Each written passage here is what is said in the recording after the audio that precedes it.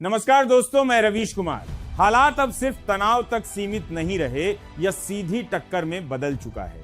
सवाल अब यह नहीं कि कौन हमला कर रहा है, सवाल यह है कि कौन झुकने वाला है।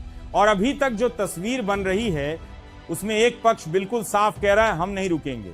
ईरान ने अमेरिका का ऑफर ठुकरा दिया है और ठुकराने के साथ ही ऐसा जवाब दिया है जिसने इजराइल और अमेरिका दोनों को हिला दिया। इजराइल के अंदर घुसकर एक बार फिर ईरान ने उसके 4 अहम ठिकानों को निशाना बनाया। बताया जा रहा है कि ये हमले बेहद सटीक और प्लान थे। जहां पर सैन्य संसाधन थे, जहां हथियार स्टोर थे, वहीं पर प्रहार किया गया। नतीजा कुछ ही घंटों में कई इलाके तबाही में बदल गए। अब यहां सबसे बड़ा सवाल उठता है, क्या यह सिर्फ जवाबी हमला था या फिर एक रणनीतिक संदेश?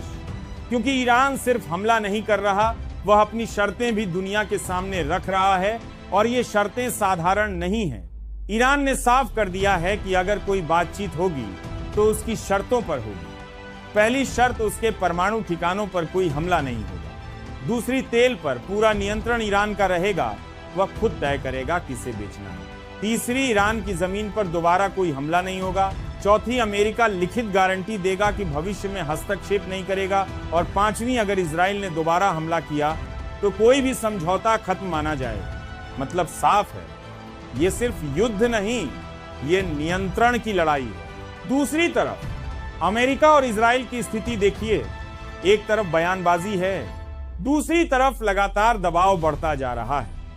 इजराइल के प्रधानमंत्री बेंजामिन नेतन्याहू ने तुरंत अमेरिका से संपर्क किया, लेकिन सवाल यह है कि क्या अब भी वही पुरानी रणनीति काम आएगी? क्योंकि इस बार ईरान का अंदाज अलग है। ईरान ने अपने हमलों में बैलिस्टिक मिसाइल और ड्रोन का ऐसा मिश्रण इस्तेमाल किया है जो एयर डिफेंस सिस्टम के लिए चुनौती बन गया है।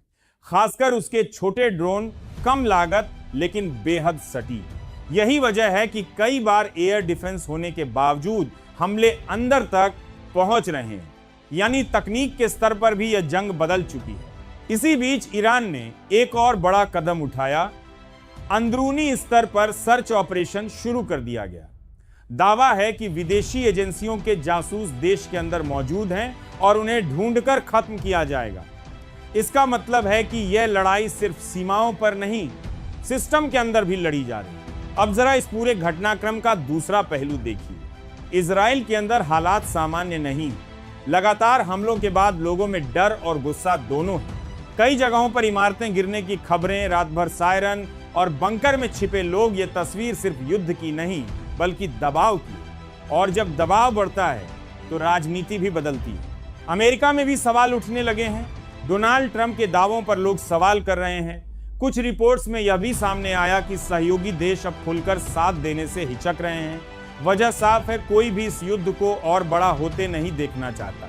खाड़ी देशों की बात करें तो वहां भी असहजता है, क्योंकि अगर यह टकराव बढ़ता है तो सबसे पहले असर ऊर्जा सप्लाई और व्यापार पर पड़ेगा। और दुनिया जानती है कि हॉर्मुज जैसे रास्तों का महत्व कितना बड़ा है। यानी यह संघर्ष अब सिर्फ क्षेत्रीय नहीं रहा, यह वैश्विक असर डाल रहा है।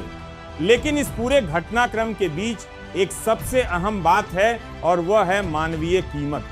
जब भी जंग होती है सबसे ज्यादा नुकसान आम लोगों को होता है। बच्चे, परिवार, आम नागरिक जो न इस फैसले में शामिल होते हैं न इस रणनीति में, लेकिन कीमत वही चुकाते हैं। ईरान भी इसी मुद्दे को बार बार उठा रहा है और अपने हमलों को उसी के जवाब के रूप में पेश कर रहा है। अब सवाल यह है कि आगे क्या यह टकराव और बढ़ेगा? क्या कोई कूटनीतिक रास्ता निकलेगा या फिर यह संघर्ष एक लंबे युद्ध में बदल जाएगा? फिलहाल जो संकेत मिल रहे हैं वो यही बताते हैं कि दोनों पक्ष अपनी अपनी स्थिति पर अड़े हुए हैं। कोई पीछे हटने को तैयार नहीं। और यही सबसे बड़ा खतरा है। अंत में तस्वीर यही बनती है, एक तरफ ईरान है जो लगातार आक्रामक होता जा रहा है और अपनी शर्तों पर अड़ा है। दूसरी तरफ इजराइल और अमेरिका हैं जो इस चुनौती का जवाब ढूंढ रहे हैं लेकिन दबाव में है।